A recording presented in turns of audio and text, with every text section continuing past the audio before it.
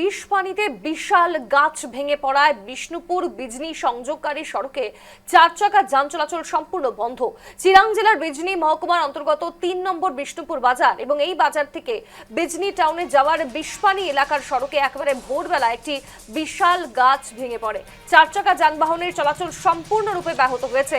জানা গেছে রাস্তার ধারে থাকা গাছটি ভেঙে সড়কের উপর পড়ে যাওয়ায় যাতায়াত ব্যবস্থায় ব্যাপক সমস্যার সৃষ্টি হয়েছে। গাছটির সঙ্গে বিদ্যুতের খুঁটির তারও রাস্তার উপর পড়ে থাকায় পরিস্থিতি আরো জটিল হয়ে উঠেছে বলে জানা যায়। ফলে ওই সড়ক দিয়ে চলাচলকারী 4 চাকা যানবাহনের চলাচল সম্পূর্ণ বন্ধ হয়ে পড়ে। দেখুন সেই ছবি।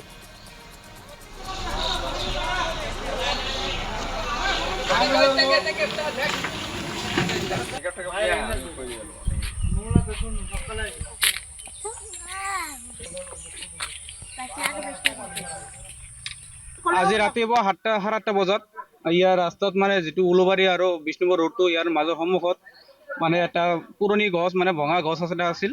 এই গছটো মানে উগৰি মানে ডাইৰেক্ট তাৰত পৰি গ'ল, খুঁটি ভাঙি গ'ল আৰু লগতে বাছ যোৱাৰ সময়ত বাছৰ ওপৰতো পৰিল, বাছৰ মানে ওপৰতো ভাঙি গ'ল অলপ।